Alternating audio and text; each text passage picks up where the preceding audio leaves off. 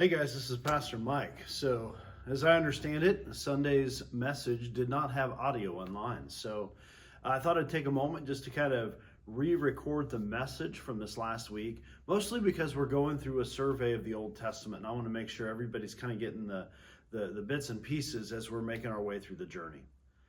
So, I want you to imagine that it's springtime. It's been a super nice day. You've spent most of the day outside doing some fun stuff, maybe some yard things to get ready for the summer. But in the evening, the storm rolls in, the front is pushing in cold air, and that night you hear the siren go off. You know what I'm talking about, right? The tornado warning. When that happens, where do you run for shelter? Well, for me and my family, we would go to the lower level on our house. It's our basement. But growing up in Missouri, we had a lot of tornadoes. A lot of tornado warnings, but no basement. What did we have? Well, we had a cave. The cave was, it was dark, it was musty. It was a home to lots of insects and spiders, and the occasional snake is where we put the canned goods at. But when a storm would roll in, to the cave we would go. We would be packing our battery-powered flashlight and our battery-powered radio.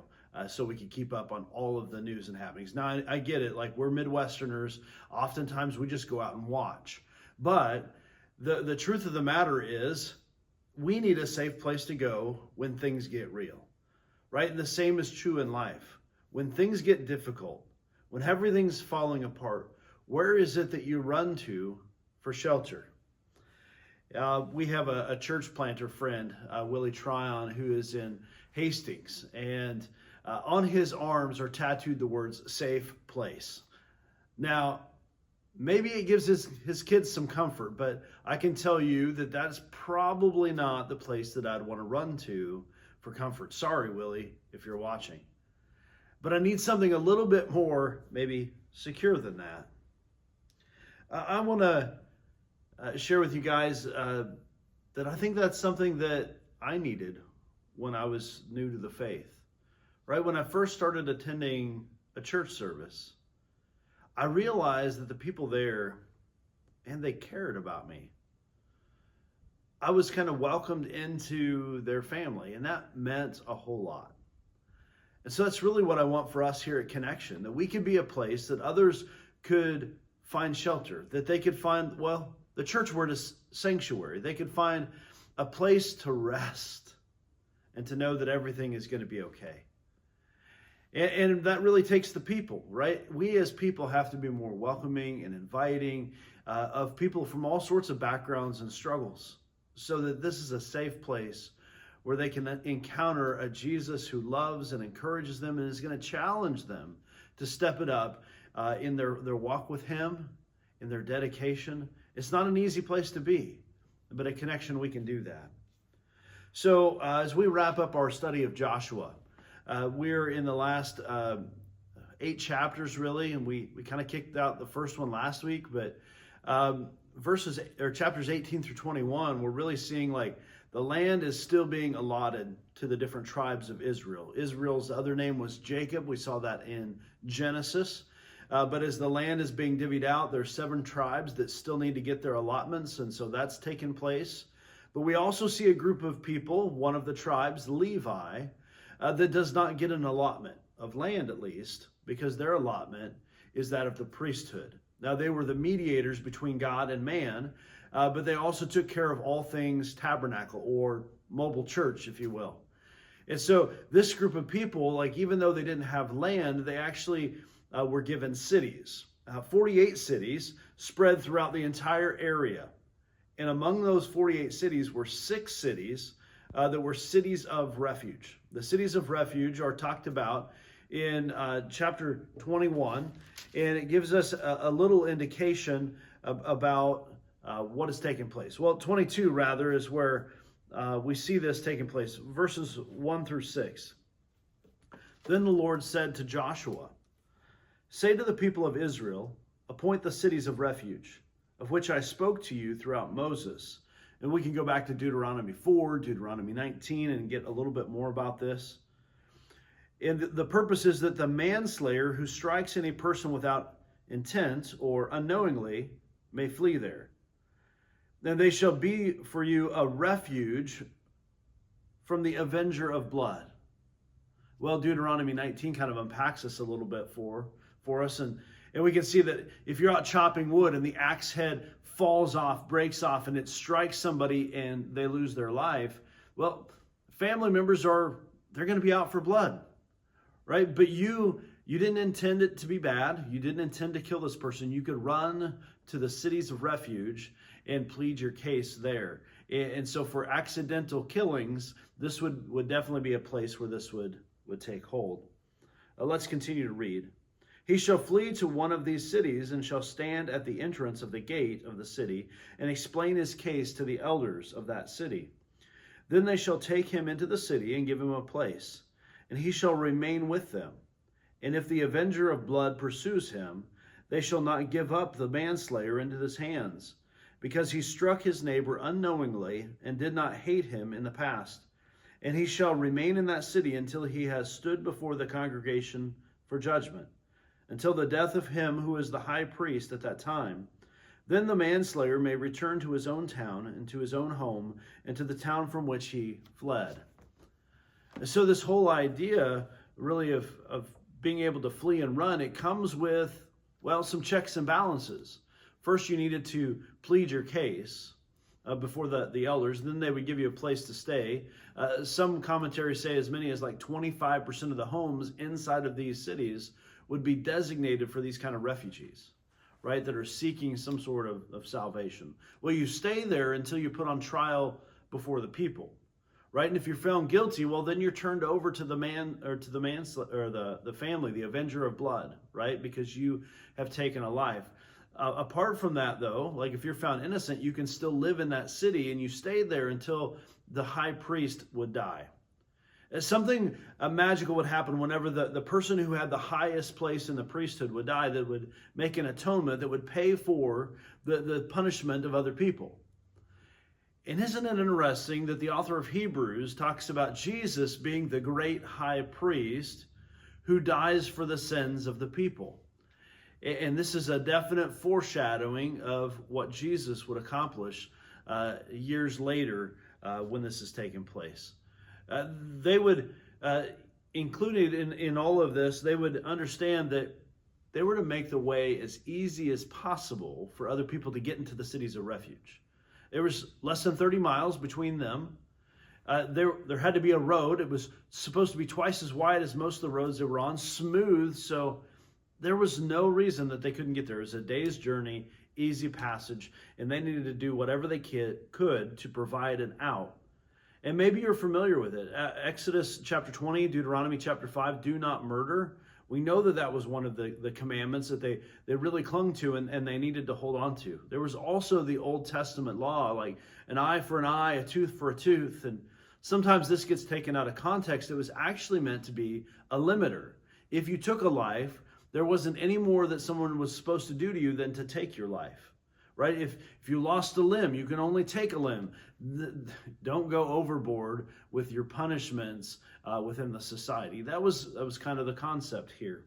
But those cities of refuge hold an important piece, and just understand that was in the allotment given to Levi, and they were to take care of that. In chapter 22, we began to see some other things take place, and really the time of peace that would come through. Really, let's read the end of chapter 22, or 21 rather, and then the beginning of chapter 22. Chapter 21, verse 43. Then the Lord gave to Israel all the land that he swore to give to their fathers, and they took possession of it, and they settled there. And the Lord gave them rest on every side, just as he had sworn to their fathers. Not one of their enemies had withstood them. For the Lord had given all their enemies into their hands.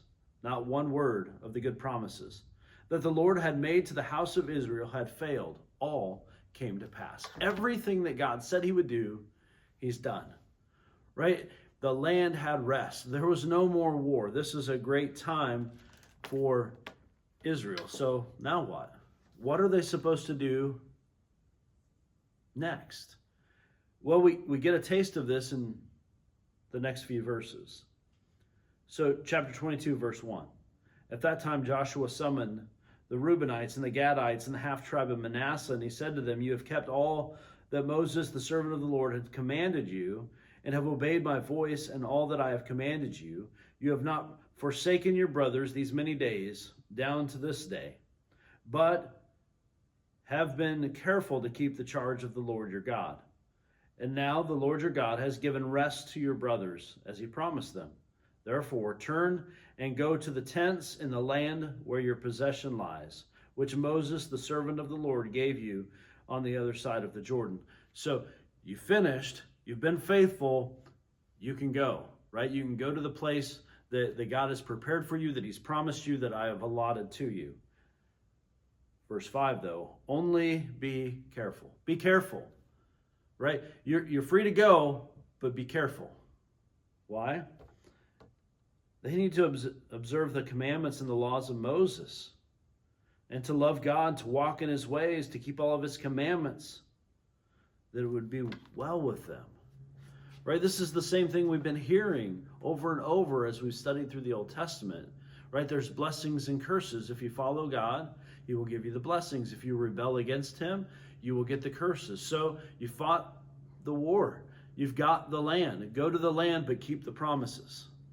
So many times it's easy for us. We come out with a great victory. We've just accomplished something we've been working so hard to, and we take our foot off the gas and we let up and we get comfortable. We kind of settle into complacency and we're not really pushing the direction that we need to go. And sometimes that can happen in our faith. We come in because some traumatic thing is happening in our life. But as soon as that problem goes away, we kind of just get complacent. We kind of settle in, and the Lord that we were so eager to serve beforehand just to find a solution, well, he kind of gets forgotten.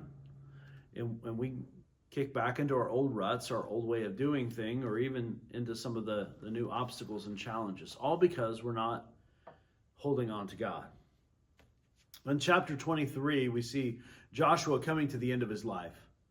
And so he gathers in some of the leaders of the Israelites and he begins to speak to them about what's next.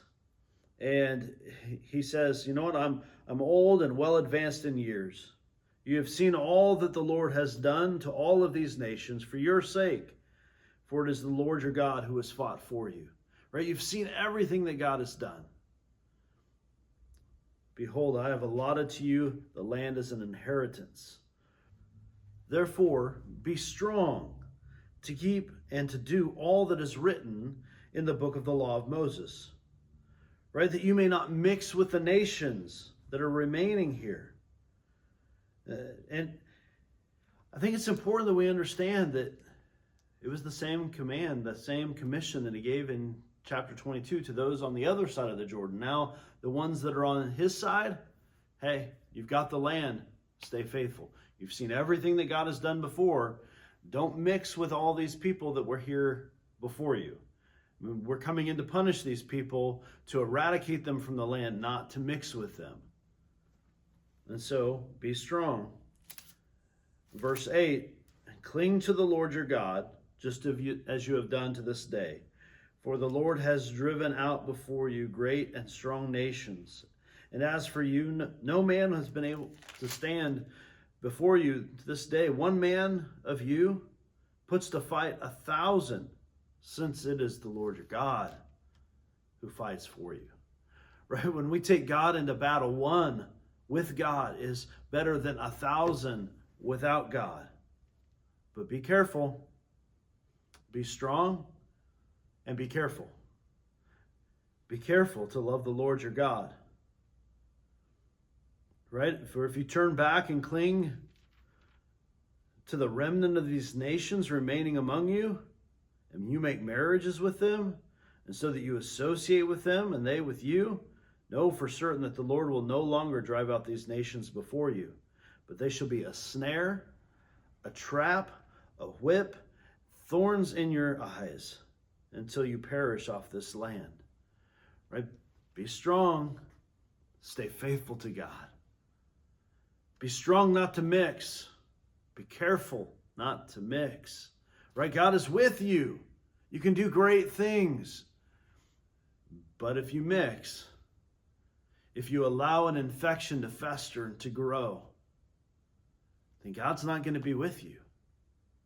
And you will perish. And these people, they'll be a pain in your rear end. Man, this does not sound like something you'd want to do, but this is the warning given to the Israelites as they settle into the promised land. Like, you can settle, but don't settle. You know what I'm saying? You can settle, but don't settle. You can live here, but don't give in here. You need to stay faithful to God. He goes on to say in verse 14, and now I'm about to go the way of all the earth. And you know in your hearts and souls, all of you, that not one word has failed of all the things that the Lord your God promised concerning you. All have come to pass for you. Not one of them has failed. But just as the good things that the Lord your God promised concerning you have been fulfilled for you, so the Lord will bring upon you all the evil things until he has destroyed you from off this good land that he's given to you. God has done everything that God said he was going to do. He's faithful. But don't forget, God also said if you don't follow him, he will punish you. He will curse you. So remember, right now, God has done everything. Look at all that God has done. Be strong. Be careful. Because God will also do what God said he will do if you abandon him. Man, we need to hear that, don't we? We don't want to hear that, but we need to hear that God is faithful. But God is not only faithful to bless us, he's also faithful to remove his blessing from us. And that can be a challenging place. And so he talks to the leaders in chapter 23. He talks to the people in 24, and amongst them are, again, the leaders. And this is interesting because it's a long time ago, verse 2, your fathers lived beyond the Euphrates, right? This is the name of a river. If you go back to Genesis and the story of creation, you see that the Garden of Eden was there by the Euphrates, right? We also see into the future the area of Babylon and later on Assyria is also in this land, but this is where Abraham and his dad were at before God led them out, right, towards the land of Canaan. And at the land of Canaan, we see that God is doing something pretty tremendous because it's also going back to Genesis. And we see in Genesis chapter 6 through 9 that Noah has a son named Ham who disrespects his father and gets punished, and that ends up being the Canaanites, right? So all of this is going back to that area as well. And then we see the names of some of the other faithful people there in Genesis, whether that be Jacob or Esau, Isaac even, and then the time where God led them through Joseph down to Egypt, but then delivered them back out of Egypt and out of slavery through Moses, how he parted the Red Sea, provided darkness to separate the enemy from the Israelites.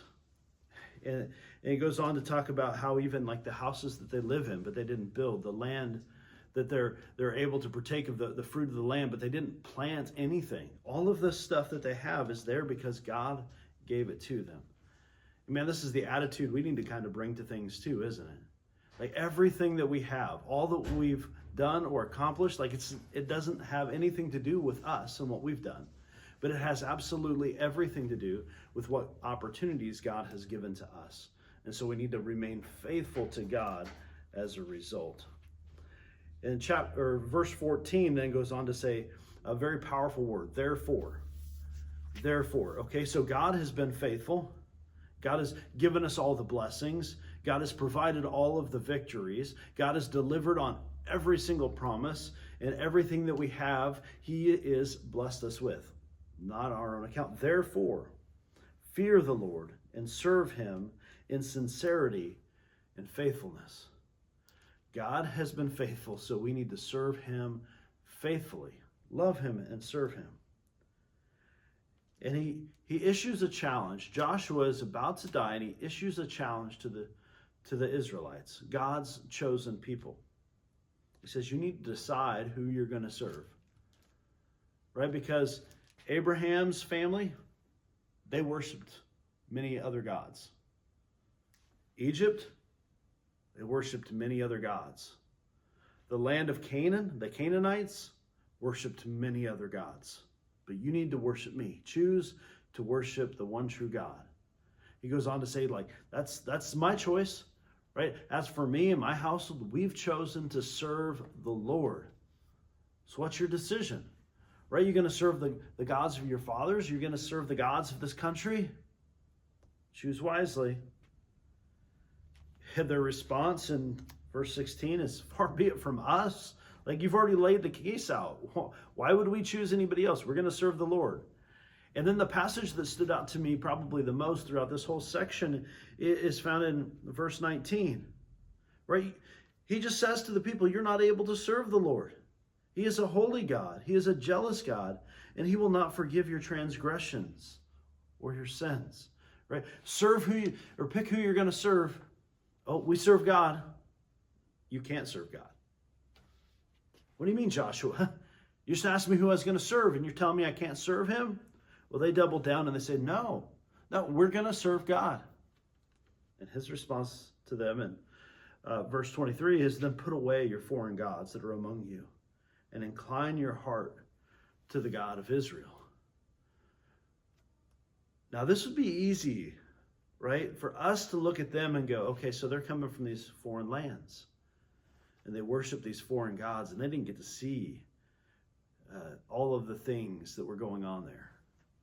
Right? Or maybe they saw the power of God, and we would go, man, I've seen God part waters, and I've seen him defeat enemies and drop walls, and this is all amazing. Look at all the things God has done. Who are these guys over here worshiping? They got these little pocket idols. They're praying over here to statues of gold or wood or whatever. Man, we don't do that, but we do. Right? There are so many different things in America that we worship. Right? We worship monetary gain, stuff, right? We worship entertainment. We even worship our families, right? We know that we worship them because we actually elevate them to a position that is equal to or greater than the God of the Bible, the God of Israel. Right? We filter our decisions there. We make sure that our financial decisions are congruent with that set of values that we've stepped into. And we bring to the table lots of other gods. But the command is there. The question is there. Right? When we step into it, who do we really serve? Is it God? Because it's going to be more than just attending church on occasion or throwing a name on a shirt or a sticker on a car. Right? It's going to cost you. And you're going to have to sacrifice some of the other things in your life. And all of those other idols, right? Have no other gods before me. Make no graven images of the Ten Commandments. Right? We need to put those into practice. If you want to serve, then suit up and get rid of the idols. Let's go. Right? You can settle in, but don't settle in. God's got a lot more for you. So to help you process all of this, I've come up with 3 key questions that I think are beneficial for us to process. The first question is, where do you turn for refuge? When times get tough, when things get difficult, where do you go to? And question 2 is, who do you serve? Right? Who are you serving in life? What are some of the things for you that are mandating your time, your attention? They're governing your choices. Where do you turn for refuge? Who are you serving? And what are you willing to do to make the way straight for others so that they can see and seek refuge in Jesus? That's something that we need to be able to do. I also found it interesting this week diving into the New Testament. Whether you go to the book of Romans or Galatians, as I'm about to take you to, in Galatians chapter 3, we can see all of these pieces, this one strand kind of being pulled and the symmetry across, whether it's from Genesis or now in Joshua or years later, as Paul is writing this letter to the church in Galatia, we see that there is the idea of the law. And he says that there's 430 years between the promise that God gave to Abraham, verse 17, and the law that was given to Moses. And the law does not save us because the promise came before it. So what does the law do? Well, again, whether it's here or in Romans, you see that the law was actually given so that we would see just what it took to be right with God. The problem is the law points out all the ways that we don't measure up, all the ways that we're not good enough. And so the law could never be good enough to save us. It was actually just a placeholder until Jesus arrived on the scene, the one who the promise is about. Let's read that here together. This is what I mean. The law which came 430 years afterward, does not annul a covenant previously ratified by God, so as to make the promise void. For if the inheritance comes by the law, it is no longer comes by the promise, but God gave it to Abraham by a promise. Why then the law? It was added because of transgressions, until your offspring should come to whom the promise has been made. And it was put into place through the angels by an intermediary. Now that an intermediary applies more than one, but God is one. Right? This offspring, if we go just a few verses before, it's talking about Jesus. All the way back in Abraham's time, God's making a promise of Jesus yet to come. In verse 22, the scripture imprisoned everything under sin, so that by the promise of faith in Jesus Christ might be given to those who believe. Right? For all of us who believe, we're children of the promise. We have a place of refuge in Jesus Christ. The great high priest has made atonement for us. And it's not based upon our innocence or our guilt, right? Because we're all guilty. We've all fallen short. But in Jesus, we find hope and a second chance, a place of refuge. So I'd ask you again, where do you turn to for refuge? What God is it that you're serving? And what are you doing to make it a little bit easier for others to find refuge in Christ?